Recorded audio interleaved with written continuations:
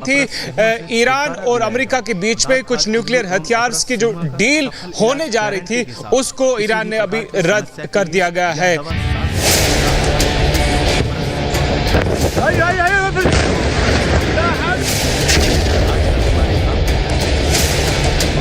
वैसे ईरान पर पहला हमला इजराइल ने किया, क्योंकि इजराइल जानता है कि अगर ईरान ने न्यूक्लियर बम बना लिया तो सबसे ज्यादा नुकसान और निशाने पर इजराइल ही रहेगा। परमाणु बम बनाने के लिए 90% संवर्धित यूरेनियम चाहिए होता है। ईरान को अभी 300 किलोग्राम यूरेनियम रखने की अनुमति है। ये यूरेनियम 3.67% तक ही संवर्धित होने चाहिए। 2025 में ईरान में 275 किलोग्राम यूरेनियम मिला। ये यूरेनियम 60% से ज्यादा संवर्धित था। अगर ईरान यूरेनियम को और शुद्ध कर ले तो ये सैद्धांतिक रूप से करीब आधा दर्जन परमाणु हथियार बनाने के लिए पर्याप्त है। ईरान उस यूरेनियम को एक हफ्ते में ही एक बम बनाने की जरूरत के मुताबिक बदल सकता है, लेकिन ईरान को परमाणु हथियार बनाने के लिए 1 साल से 18 महीने तक का वक्त लगेगा। खामने इसे 18 महीने का इंतजार कर रहे थे, लेकिन तब तक मोसाद की इंटेलिजेंस और आईडीएफ के सटीक वार ने ईरान के 9 परमाणु साइंटिस्टों का काम तमाम कर दिया, जिससे एक बार फिर ईरान की न्यूक्लियर ब्लैकमेलिंग का सपना चकनाचूर हो गया। क्योंकि हर कंट्री यही चाहता है कि उसके पास पावर हो ताकि लोग डरें, और न्यूक्लियर पॉस्चरिंग ही सबसे बड़ा डेटरेंस है, और इसीलिए कोई भी कंट्री न्यूक्लियर वेपन बनाता है क्योंकि इससे लोग डरते हैं। हालांकि ये ब्लैकमेलिंग आज अब नहीं चलती, क्योंकि आपने पाकिस्तान के केस में देख लिया, हमने उसकी बात नहीं सुनी, हमें पता था कि वो क्या करेगा नहीं करेगा। तो मसल फ्लेक्सिंग और पॉस्चरिंग डेटरेंस इसको कहते हैं आज का वेपन्स ऑफ मास डिस्ट्रक्शन। तो वहां पे वो चाहता है कि वो मिडिल ईस्ट में सबसे बड़ा दादा बन के रहे, इसके पास सारी कैपेबिलिटी है, पैसा है, फ्यूल है, और उसके साथ साथ इसके बाद न्यूक्लियर बॉम्ब हो जाएगा तो हर तरह से कैपेबल होगा। बस यही कह सकते हैं। इजराइल ईरान के इस वार पथ में अभी तक दोनों तरफ से 1000 मिसाइलों के हमले देखे जा चुके हैं, लेकिन अब सवाल यह है क्या ईरान समझौता कर लेगा या फिर हालात को इतना बिगाड़ देगा कि अमेरिका को सीधे मैदान में उतरना पड़े। लेकिन हर विकल्प में या तो तबाही है या फिर तौहीन। ईरान अगर जंग जारी रखता है तो ईरान को भारी नुकसान होगा। ईरान अगर समझौता कर ले तो शर्मिंदगी और सियासी नुकसान होगा। ईरान अगर यूएसए को जंग में खींच लेता है तो ईरान को बड़ा खतरा होगा। नेतन्याहू ने भी संकल्प लिया है कि ईरान को परमाणु शक्ति नहीं बनने देंगे। ईरान में अभी आंतरिक कलह भी है। जनता और कट्टरपंथियों का आक्रोश खामनेई को झेलना पड़ रहा है। ऊपर से अमेरिका का दबाव और नए प्रतिबंधों का खतरा भी सिर पर है। ऐसे में ईरान के पास कोई आसान विकल्प नहीं बचता। लड़े तो बर्बादी तय है और झुके तो साख का नुकसान। ये जंग 2 तरीके से ही खत्म हो सकती है। एक तो ऐसा है कि ईरान के पास कुल मिलाकर लॉन्ग रेंज मिसाइल्स या इंटरमीडिएट रेंज बैलिस्टिक मिसाइल्स करीबन 2000 हैं। CIA भी ऐसा बोल रही है, मोसाद का भी यही आकलन है। तो हम देख रहे हैं कि हर रोज वो करीबन 100, 200, 300 दाग रहे हैं। अक्टूबर के महीने में भी ऐसा ही हुआ था। तो उसका मतलब है 2000 मिसाइलें अगर उनके पास है तो वो अगर इस तरह से हर रोज इस्तेमाल करेंगे तो 7 या 8 बार में उनका पूरा भंडार खत्म हो जाएगा। आकलन ये है कि वो हर रोज ईरान अपने यहाँ करीबन 10 से 15 नए प्रोडक्शन कर लेता है। तो उसके बाद ईरान को थोड़ा गैप देना पड़ेगा जब तक कि वो 10-15 बनाकर फिर से अगले 10 दिन में 15 दिन में फिर से 200-300 ना बना लें। तो आकलन यह है कि ईरान बहुत जल्दी ही बातचीत करेगा और इजराइल की तरफ ये रॉकेट्स मिसाइल्स को दागना बंद कर देगा। ऐसा शायद जून के अंत तक या जुलाई के पहले हफ्ते तक हो जाएगा। इजराइल ईरान युद्ध के लंबा खींचने के आसार नजर आ रहे हैं। जिस तरह ये एक दूसरे के महत्वपूर्ण ठिकानों को निशाना बना रहे हैं, उससे तो यही स्थिति बनती नजर आ रही है। लेकिन ये सच है कि अगर इस जंग में अमेरिका ने एंट्री ले ली तो ईरान में बहुत बड़ी तबाही आ जाएगी। वैसे अभी इजराइल और अमेरिका दोनों ही ईरान में रिजीम बदलने की कोशिश कर रहे हैं, जिससे ईरान को परमाणु कार्यक्रम से हटाकर विकास के रास्ते पर खड़ा किया जा सके। अमेरिका चाहता है कि किसी तरह से 1979 से ही अमेरिका CIA कोशिश करता रहा है इजराइल की मदद से, मोसाद की मदद से कि ईरान में थोड़ा डिसबैलेंस ले आए, सत्ता परिवर्तन हो जाए, हो सके तो खमानी को अब सत्ता से बेदखल किया जाए। हमें भूलना नहीं चाहिए कि ईरान में बहुत बड़ी तादाद में मॉडरेट्स थे 1979 के पहले, मॉडर्न ईरानी थे, पढ़े लिखे थे, इंजीनियर्स, डॉक्टर्स, लेकिन जैसे ही वहाँ सत्ता परिवर्तन हुए ये सब लोग रजा पहलवी के समर्थक थे, तो इनको देश छोड़ के भागना पड़ा। ज़्यादातर डॉक्टर्स, इंजीनियर्स, प्रोफेसर्स, बुद्धिजीवी वर्ग, धनाढ्य लोग, अमीर लोग, ये सब ईरान छोड़ के भागे, यूरोप में सेटल हो गए, अमेरिका में सेटल हो गए। अमेरिका आज भी कोशिश कर रहा है कि इनकी मदद से ईरान में सत्ता परिवर्तन करे। मिडिल ईस्ट की इस वार पथ में इस वक्त इजराइल और ईरान दोनों ही आमने सामने हैं, जिसमें कोई भी पैर पीछे खींचने को तैयार नहीं दिख रहा है। ऐसे में देखना बस ये है कि खामने हथियार कब डालते हैं और समझौते के लिए कब झुकते हैं।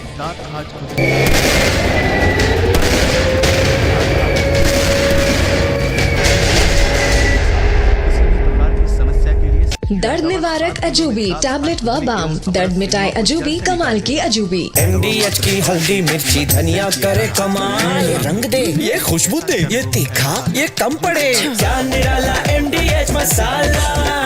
एक और बड़ी खबर, इजराइल के हैफा पोर्ट पर मिसाइल अटैक, ईरानी मिसाइल स्ट्राइक में भारी तबाही हुई है। इजराइल का हैफा पोर्ट जहां पर मिसाइल अटैक होता है, ईरानी मिसाइल स्ट्राइक में भारी तबाही की जानकारी मिल रही है। ये बड़ी खबर आपको बता रहे हैं, इजराइल का हैफा पोर्ट मिसाइल अटैक होता है, ईरानी मिसाइल स्ट्राइक में भारी तबाही की तस्वीरें भी मिल रही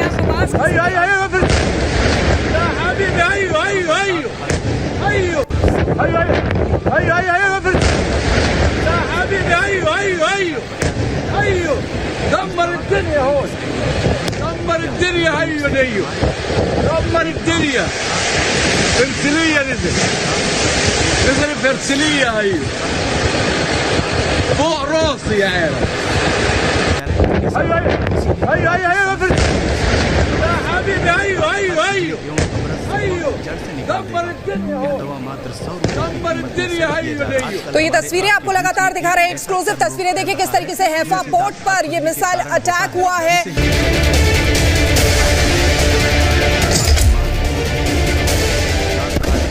महायुद्ध का बिगुल बज चुका है और बज चुकी है ईरान पर प्रलय की रणभेरी।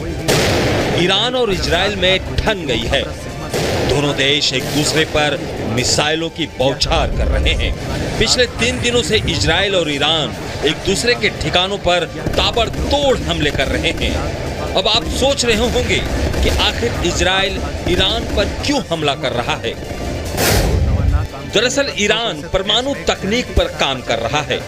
चोरी छिपे परमाणु हथियार बनाने का शक है। ईरान ने परमाणु बम बनाया तो अमेरिका को खतरा होगा। ईरानी परमाणु बम से खाड़ी में हालात बिगड़ेंगे और सबसे बड़ी बात, ईरान परमाणु शक्ति बना तो इजराइल को भी खतरा होगा। यही वजह है कि इजराइल बार बार ईरान के परमाणु ठिकानों को निशाना बना रहा है, जिसका साथ अमेरिका भी दे रहा है। इजराइल हमले में अब तक ईरान में 138 लोग मारे गए हैं। इनमें से 20 ईरानी कमांडर हैं और 9 परमाणु वैज्ञानिक भी हैं। इजराइल चुन चुन कर ईरानी परमाणु ठिकानों पर अटैक कर रहा है, यानी इजराइल का युद्ध एटमी प्रोग्राम के विरुद्ध है, लेकिन ईरान परमाणु बम बनाने की ठान चुका है। दरअसल अमेरिका नहीं चाहता कि ईरान परमाणु संपन्न देश बने।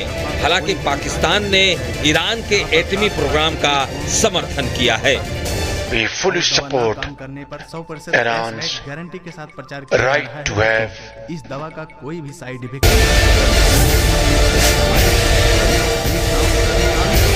कब्ज, पेट का भारीपन दूर करे, कब्ज भगाए, कैस्टोफिन टैबलेट व चूर्ण कैस्टोफिन। विमल में गुलिस्तां के ये कुछ लजीज फरिश्ते जब साथ मिले तो जी लग जाए और दिल कहे कि स्वाद की जुबान में खुद को ऐसे डुबाऊं कि निकल न पाऊं। विमल की जुबान कुछ है ही ऐसी, मानते हैं।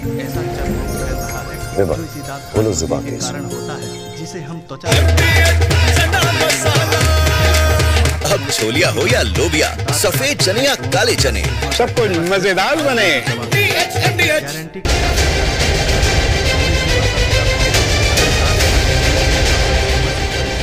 मिडिल ईस्ट में तीसरे दिन की सुबह बारूद के बादल और आग का समुद्र। ईरान और इजराइल की जंग अब एनर्जी सेक्टर तक पहुंच चुकी है।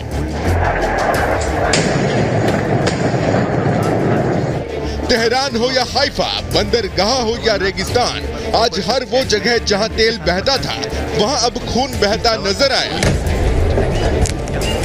यरूशलेम से हाइफा तक, तेल अवीव से तमरा तक, ईरान की मिसाइलों ने इजराइल की धरती को हिला दिया। इजराइल की हाइफा की रिफाइनरी पर ईरानी मिसाइल के अटैक के बाद तबाही की तस्वीरें दुनिया के सामने आई।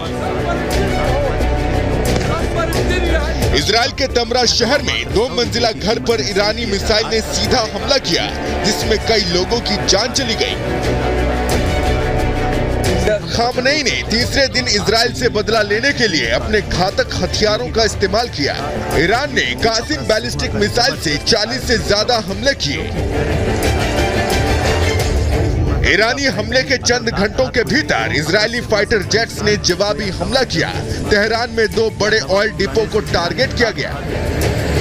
करज में गैस रिफाइनरी और बुशर में गैस प्लांट। शाहरान ऑयल डिपो में भीषण आग। पश्चिमी तेहरान की रात आग और धुएं से भर गई। इजराइल ने ईरान के इमाम हसन सैन्य छावनी को दूसरी बार निशाना बनाया। इजराइल ने बम बरसाए, मिसाइलें दागी और आग की लपटों में बदल दिया ईरान का ऊर्जा इंफ्रास्ट्रक्चर। इजरायली डिफेंस फोर्स ने ईरान के तेहरान, तबरीज, शाहरुद, बंदर अब्बास, इस्फहान और खुरमाबाद शहर को टारगेट कर बारूदी आग बरसाई। आईडीएफ के मुताबिक ये वही ठिकाने थे जहां से ईरान की न्यूक्लियर तैयारी और मिसाइलों की तैनाती होती थी। इजराइल के हमले से ईरान में रेड अलर्ट जारी हो गया है। बंदर अब्बास शहर पर हवाई सुरक्षा एक्टिव कर दी गई है। एयर डिफेंस सिस्टम एक्टिवेट हो गए हैं। इजरायली हमले से कहराने की जगह ईरान ने भी पलटवार किया और इजराइल के ऊर्जा इंफ्रास्ट्रक्चर को तबाह कर दिया। ईरान ने इस बार हाइपरसोनिक मिसाइल से सीधे इजराइल के हाइफा में मौजूद रिफाइनरी को टारगेट कर तबाह कर दिया। पतंजलि बिस्किट 100% आटा से बने देश के सर्वश्रेष्ठ बिस्किट। यूपी में कांस्टेबल्स को गृह मंत्री अमित शाह ने दिया नियुक्ति पत्र। कहा 2017 के बाद बदली यूपी की तस्वीर। अब भर्ती में न पर्ची चलती है न खर्ची। अहमदाबाद प्लेन हादसे में अब तक 42 शवों का डीएनए हुआ मैच। पूर्व सीएम विजय रूपाणी के सैंपल का भी मिलान। थोड़ी देर में सौंपेंगे शव। उत्तराखंड में हेलीकॉप्टर दुर्घटना पर सीएम धामी सख्त उच्च स्तरीय जांच के दिए आदेश। हादसे में पायलट समेत 7 लोगों की मौत। केरल के तिरुवनंतपुरम में यूके के फाइटर जेट की इमरजेंसी लैंडिंग। ईंधन कम होने की वजह से उतारा गया विमान। डोमेस्टिक एयरपोर्ट के हैंगर में विमान को रखा गया सुरक्षित। इजरायल और ईरान युद्ध से ट्रंप ने किया किनारा। कहा जंग में अमेरिका का कोई हाथ नहीं। ईरान के विदेश मंत्री बोले हमारे पास इजरायल को अमेरिकी समर्थन के ठोस सबूत। और इजरायल और ईरान के बीच भीषण जंग जारी। इजरायल ने तेहरान में 3 तेल डिपो को बनाया निशाना। ईरान के पलटवार में 13 की मौत, करीब 400 घायल।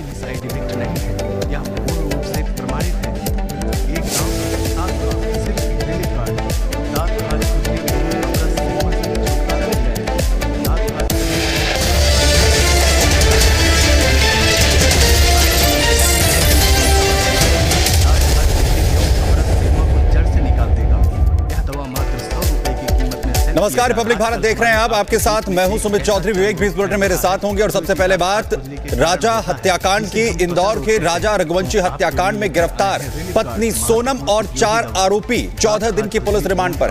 पुलिस हर दिन आरोपियों से पूछताछ कर रही है, हर दिन नए खुलासे हो रहे हैं। रिपब्लिक भारत की टीम पिछले कई दिनों से शिलांग में मौजूद है। हमारी पड़ताल में सोनम की साजिशों का सनसनीखेज खुलासा हो रहा है। आखिर किस तरीके से सोनम ने इस पूरी साजिश को रचा था, क्या है नया खुलासा, देखिए।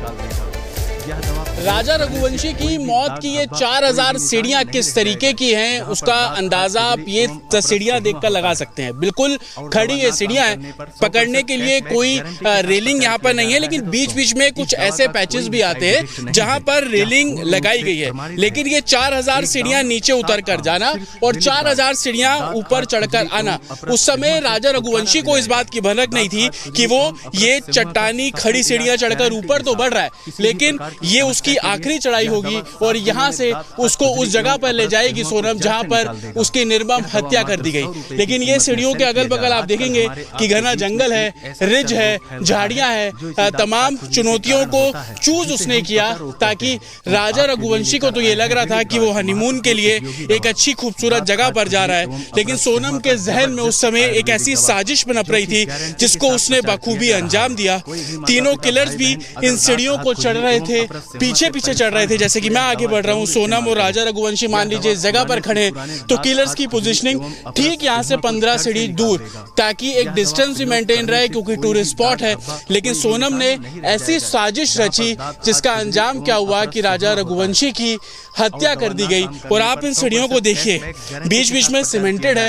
हालांकि मैं अभी तकरीबन 15 से 20 सीढ़ियां आपसे बात करते हुए चढ़ा हूं, लेकिन हाफ रहा हूं, मेरी सांसें बढ़ रही हैं। लेकिन 4000 सीढ़ियां सोनम ने राजा को उतरवाई भी और उसके बाद सुबह होते ही चढ़ाई कराना शुरू किया ताकि स्कूटी जो ऊपर खड़ी है उस पर जाया जा सके और उसके बाद उस स्पॉट पर जहां पर राजा की हत्या कर दी गई। लेकिन ये सीढ़ियां आप देखेंगे, अगर मेरे सीपी सिंह दिखा पाए विजय, तो मैं अपना पूरा पंजा भी इन सीढ़ियों पे नहीं रख पा रहा हूं। तो आप समझिए कि एक तो खड़ी सीढ़ियां और ऊपर से छोटे छोटे स्टेप्स और बिल्कुल स्ट्रेट स्टेप्स को लेकर पूरी